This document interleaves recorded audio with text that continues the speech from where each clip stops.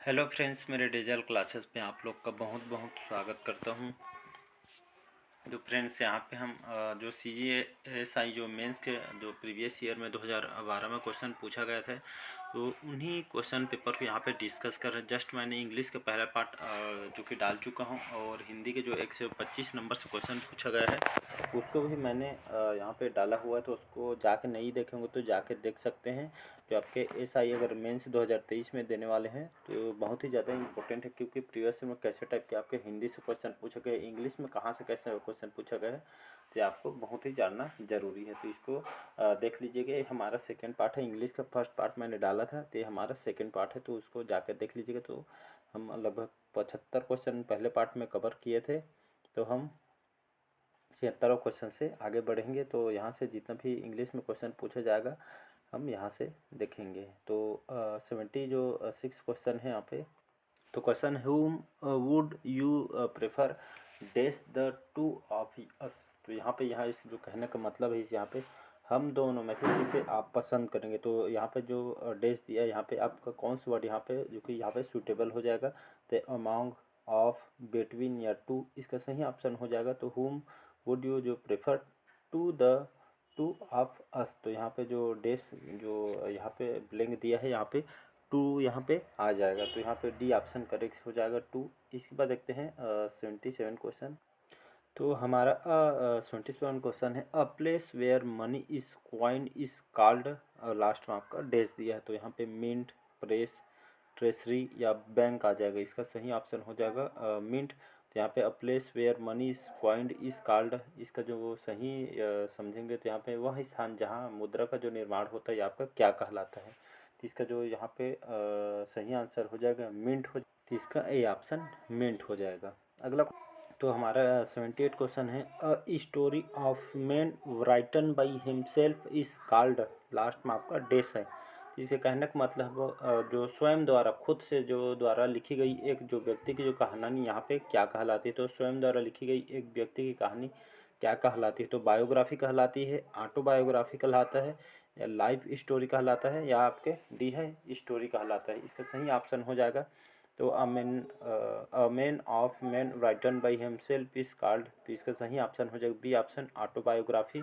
तो स्वयं द्वारा जो लिखी गई एक व्यक्ति की कहानी क्या कहलाती है, तो आपके ऑटोबायोग्राफी कहलाता है, न कि आपकी बायोग्राफी। तो इसका बी ऑप्शन जो डैश छूटा हुआ यहाँ पे ऑटोबायोग्राफी यहाँ पे सही आंसर हो जाएगा। तो इसका बी ऑप्शन करेक्ट हो जाएगा, याद रखिएगा। तो स्वयं के द्वारा जो लिखी गई है जो कहानी आपका ऑटोबायोग्राफी कहलाता है। अगला क्वेश्चन देखते हैं 79, figure with more than 4 angles और साइड इज कॉल्ड। लास्ट आपका डैश हो जाएगा। तो जो डैश दिया यहाँ पे आपका पॉलीगॉन हो जाएगा, आपका रैम्बस हो जाएगा, आपका सी है आपका पैरेललोग्राम, या आपका स्क्वायर कहलाएगा। तो यहाँ पे जो figure with more than 4 angles और साइड इज कॉल्ड, कहने का मतलब है जो 4 से अधिक कोणों या भुजाओं वाली आकृति क्या कहलाती है। तो यहाँ पे पॉलीगन कहलाती है। तो इसका ए ऑप्शन पॉलीगन यहाँ पे सही आंसर हो जाएगा। तो याद रखिएगा, 4 से अधिक जो कोणों या भुजाओं वाली आकृति यहाँ पे पॉलीगन कहलाती है। तो इसका पॉलीगन सही ऑप्शन ए ऑप्शन करेक्ट हो जाएगा। नेक्स्ट क्वेश्चन देखते हैं। 80 क्वेश्चन है हमारा, आई फेल्ट वेरी प्राउड डेस माई सेल्फ। तो कहने का मतलब है मुझे अपने आप पर बहुत गर्व होता है, महसूस होता है। तो इसके लिए कौन सा वर्ड यहाँ पे सूटेबल हो जाएगा। तो फॉर, ऑफ, विथ या ऑन। तो इसका डी ऑप्शन करेक्ट हो जाएगा। तो आई felt very proud on my self, मतलब मुझे अपने आप पर बहुत ही गर्व महसूस होता है। तो जो सूटेबल जो वर्ड यहाँ पे डैश जो गैप छूटा है स्थान, तो यहाँ पे ऑन माई सेल्फ हो जाएगा। तो इसका D option on correct answer हो जाएगा। अगला क्वेश्चन देखते हैं।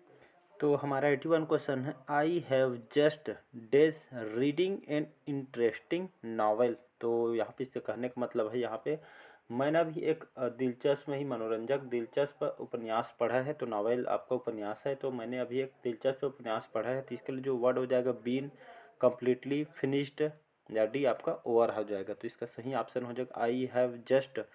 तो सही आंसर हो जाएगा ए ऑप्शन बिन। तो I have just been reading an interesting novel. तो मैंने अभी एक दिलचस्प उपन्यास पढ़ा है। तो इसका जो सही आंसर हो जाएगा ए ऑप्शन बिन सही आंसर करेक्ट हो जाएगा। बिन ए ऑप्शन करेक्ट हो। इसके बाद हम आगे बढ़ते हैं। तो अगला दिया है out of the 4 alternatives choose the nearest one two the meaning of given word. कहने का मतलब है 4 विकल्प यहाँ पे दिया गया है। 4 विकल्पों में से दिए गए शब्द के अर्थ के निकटतम यहाँ पे चुनना है, मतलब कौन सा अर्थ है जो कि निकटतम होगा यहाँ पे बोला गया है। तो इसका 82 क्वेश्चन हम देखते हैं। अलर्ट का जो निकटतम जो शब्द यहाँ पे क्या हो जाएगा अलर्ट के लिए, हॉस्टल, वॉचफुल, ब्रेव या डी है आपका फास्ट। इसका सही ऑप्शन हो जाएगा अलर्ट का जो यहाँ पे नियरेस्ट जो वर्ड मीनिंग हो जाए आपका वॉचफुल सही आंसर हो जाएगा। तो जो अलर्ट के लिए वॉचफुल सही आंसर। अगला क्वेश्चन देखते हैं 83 यहाँ पे सुपरयूनेटेड। इसका जो यहाँ पे जो निकटतम जो शब्द होगा एक्सपीरियंस्ड, एक्सेप्टेड और रिटायर्ड या जेंटल। तो इसका सही आंसर हो जाएगा यहाँ पे सुपरयूनेटेड का इसका जो सही आंसर हो जाएगा सी ऑप्शन रिटायर्ड सही आंसर हो जाएगा। तो यहाँ पे इसका जो कहने का मतलब है जो सैनिक रहते हैं और उन लोग जो बूढ़ा हो जाते हैं तो यहाँ पे रिटायर्ड होते हैं, रिटायर्ड होते हैं उन लोग के लिए इसका जो सी ऑप्शन करेक्ट हो जाएगा। नेक्स्ट क्वेश्चन, अगला क्वेश्चन देखते हैं। एक्यूज्ड का यहाँ पे जो निकटतम जो शब्द एक्यूज्ड का मतलब होता है आपका आरोपी होता है। तो इंडिकेटेड या इंडस्टेड या आपका इंडिकेटेड इसका सही ऑप्शन हो जाएगा यहाँ पे इंडिकेटेड ए ऑप्शन सही हो जाएगा। तो एक्यूज्ड माने आरोपी तो आरोपी आपका जो निकटतम जो शब्द आपका इंडिकेटेड इसका ए ऑप्शन करेक्ट हो जाएगा। तो इसका ए ऑप्शन याद रखिएगा। अगला क्वेश्चन देखते हैं। जेन्यून का जो जेन्यून का मतलब होता है असली, ये समझ सकते हैं। और यहाँ पे जेन्यूरियस, हेल्थी, नेचुरल या ओरिजिनल इसका सही ऑप्शन जेन्यून जो कि पूरा तरीके से नेचुरल से बना हुआ। तो जेन्यून का यहाँ पे सी ऑप्शन हो जाएगा नेचुरल। तो इसका सी ऑप्शन करेक्ट। तो जेन्यून को हम जो निकटतम जो शब्द बनेगा यहाँ पे नेचुरल हो जाएगा। तो इसका सी ऑप्शन करेक्ट हो जाएगा। नेक्स्ट क्वेश्चन, तो नेक्स्ट क्वेश्चन में यहाँ पे दिया गया है यहाँ पे 86 87 जो 88 वर्णात्मक प्रश्न है जिनके उत्तर अलग अलग दिए गए, वो यहाँ पे उत्तर पत्र यहाँ पे देने हैं। तो यहाँ पे दिया गया है निम्नलिखित में से एक विषय पर 200 शब्दों के एक शब्द निबंध में लिखना है। तो 2012 के CGSI मेंस में जो क्वेश्चन यहाँ पे पूछा गया जिसमें आपसे 86 यहाँ पे 200 शब्द में एक निबंध लिखना है। तो हिंदी में इस यहाँ पे लिखना था। यहाँ पे इंटरनेट की किताबों पर असर पूछा गया था, परमाणु ऊर्जा, भविष्य की कुंजी, आतंकवाद, समस्या और निदान, चुनाव, प्रजातंत्र। तो ऐसे टाइप के जो क्वेश्चन जो आपके 200 शब्दों में इसका निबंध से जो कि यहाँ पे पूछा गया था वो आपके हिंदी में लिखना था। तो यहाँ पे निबंध से भी 2012 के पेपर में क्वेश्चन पूछा गया था। क्या पता आपके 2023 में जो नया सिलेबस यहाँ पे तो नहीं आया है। तो यहाँ पे दो चार यहाँ पे जो टॉपिक दिया है इसमें 200 शब्द में यहाँ पे निबंध लिखना था। ऐसे करके यहाँ पे 2012 के मेंस के पेपर में पूछा गया था। इस साल जो नया सिलेबस अभी तक तो दिया नहीं गया, क्या पता अभी सिलेबस में जो कि फिर से लिखना पड़ेगा कि नहीं, इस बार अभी तो तय नहीं है। तो यहाँ पे 2012 के मेंस के पेपर यहाँ पे जो 4 जो टॉपिक में यहाँ पे निबंध लिखना था वो भी 200 शब्दों में हिंदी में, तो इस पर दिया गया था। तो इस बार देखते हैं नया सिलेबस जैसे अपडेट आएगा तो हम यहाँ पे बताएंगे।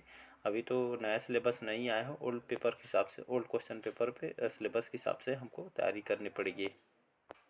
वहीं यहाँ पे निम्नलिखित 87 क्वेश्चन में दिया था दो, यहाँ निम्नलिखित में से एक विषय पर हिंदी एक पत्र लिखना था। तो इसमें गणित के शिक्षक पर पद पर नियुक्ति हेतु प्राचार्य को प्रार्थना पत्र, आपके अपने मोहल्ले की गंदगी के बारे में ध्यान आकृष्ट कराने हेतु समाचार पत्रों को पत्र लिखना था। और यहाँ पे विलम्ब शुल्क माफ़ करने के संबंध में प्राचार्य को यहाँ पे प्रार्थना पत्र जो कि यहाँ पे लिखना था। तो यहाँ पे टोटल जो कि निबंध पे यहाँ पे जो आपके हिंदी में यहाँ पे एक पत्र लिखना था इसमें दिया गया था, लेकिन जो नया सिलेबस अभी तक तो आया नहीं है।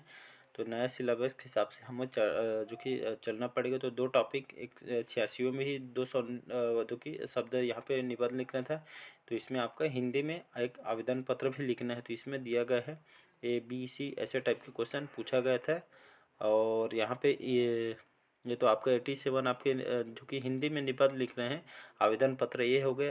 88 में दिया है right an easy 2 words English on one of the following topics. यहाँ भी इंग्लिश में आपको एक निबंध लिखना है वो भी 200 शब्द में। तो यहाँ पे Naxal in Chhattisgarh by why I want become policeman, role of computer in daily life, और यहाँ पे the role of sports in personality development. तो ये दे 4 टॉपिक यहाँ पे दिए गए, उन पे आपको इंग्लिश में, वो भी English on any one of the following topics, मतलब इंग्लिश में आपको निबंध लिखना है। तो 2012 के मेंस में यहाँ पे मेंस में भी आपको इंग्लिश में निबंध लिखने के लिए बोला था। तो ये 4 टॉपिक 2012 के पेपर में दिए। तो अभी नया सिलेबस अभी जब तक आया नहीं है तो कुछ कहा नहीं जा सकते हैं, तब तक अभी आपको सिलेबस के हिसाब पढ़ते रहिए, और जितना भी सिलेबस में दिया गया है उसको पढ़ते रहिए। तो यहाँ पे 86, 87, 88 ये तो आपके निबंधी पूछा गया है। तो इसको देखते हैं नए सिलेबस के में क्या होता है अभी तक। तो इस बार हम जो अगला जो पार्ट है ये तो हो गया इंग्लिश का और निबंध का। अगला जो पार्ट आएगा आपका जीके का आएगा, छत्तीसगढ़ के जीके और भारत के जीके। तो अगला जो टॉपिक बनेगा आपका कैसे टाइप के क्वेश्चन पूछे 2000 के 11-12 के मेंस के पेपर में। तो जीके के आएगा छत्तीसगढ़ और आपका भारत का जीके।